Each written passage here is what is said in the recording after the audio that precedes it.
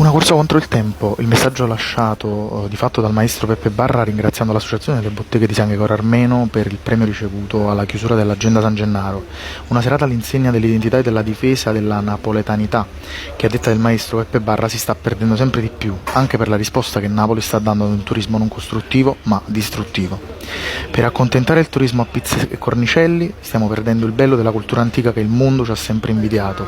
Una serata emozionante per tutti presenti, a cominciare dal maestro Vincenzo Capuano, presidente delle botteghe di San Gregorio Armeno, e della vicepresidente Serena D'Alessandro, che hanno consegnato il premio dal maestro Peppe Barra, consistente in un pulcinella seduto sull'uovo di Virgilio, più un omaggio all'artista di un suo mezzo busto raffigurante l'espressione utilizzate per la cantata dei pastori, che anche quest'anno raccoglierà i napoletani dal 20 al 30 dicembre, nel periodo natalizio. La serata si è poi conclusa all'interno della locanda del Seggio del Popolo a suon di Tamorra con il gruppo popolare. Una memoria antica dello spaghetto col pomodoro, e questo è un testo letterario. Detto prima, per me è stato come una specie di ossigeno, per me che sto un po' respirando male in una città come Napoli, che è sempre nel mio cuore, sempre bella, sempre piena di cultura, ma che con questo violento turismo che c'è, a me non mi piace. Cioè dovrebbero cambiare tante cose, soprattutto fare uno sforzo, perché si tratta di uno sforzo, di avere le tradizioni ancora di più a Napoli, ripristinare delle feste che sono ridotte al minimo,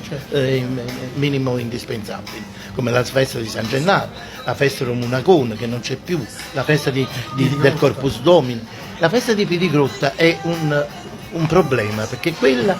dovrebbe essere fatta in maniera molto intelligente, riproponendo un ricordo, una memoria della festa di Piedigrotta, perché oggi che la festa non si può fare più. Così. Lui con la cantata dei pastori ci ha sempre accompagnato, ancora oggi la musica preferita per accompagnare un presepe in una presentazione è quella del maestro. Questo evento è molto sentito, noi siamo pronti a riportare, a risfaldare le tradizioni antiche napoletane, perché San Gregorio non vuole essere soltanto un indotto economico, ma un volano culturale verso le eccellenze. Penso agli artisti, al maestro Peppe Barra, ma in un prossimo momento ci saranno altri come Nino D'Angelo. Poi c'è la cucina tipica napoletana secondo le ricette antiche, gli strumenti, la musica. Dobbiamo stringerci, fare rete con il territorio e trasmettere a questa gioventù di oggi le antiche tradizioni che non vanno perse, perché altrimenti secondo me non c'è altra strada al di fuori di mantenere l'identità e le origini.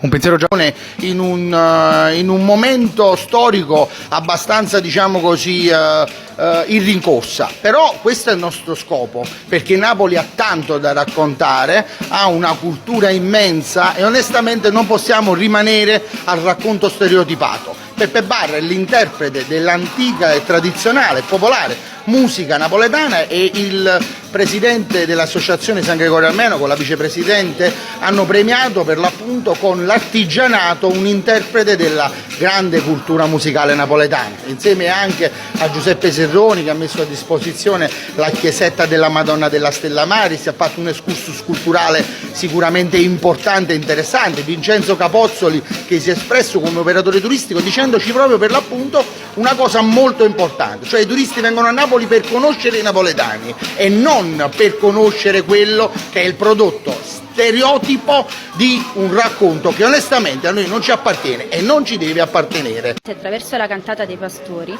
Peppe Barra ha valorizzato quello che è il presepe con tutte le sue figure. Allora, se prestiamo attenzione guardando un presepe, possiamo vedere che il presepe settecentesco napoletano rappresenta non solo la scena religiosa della nascita di Gesù, ma rappresenta anche uno spaccato di vita del Settecento napoletano. In questo spaccato cosa vediamo? Vediamo musica, vediamo arte, vediamo cultura, vediamo il cibo, vediamo le antiche appunto tradizioni culinarie e vediamo gli antichi mestieri. Allora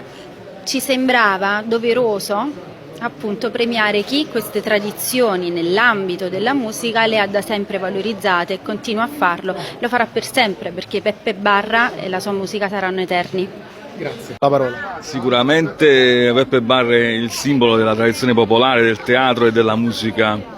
popolare, per quello che ha fatto sia con la nuova compagnia di canto popolare, sia anche per quello che ha fatto con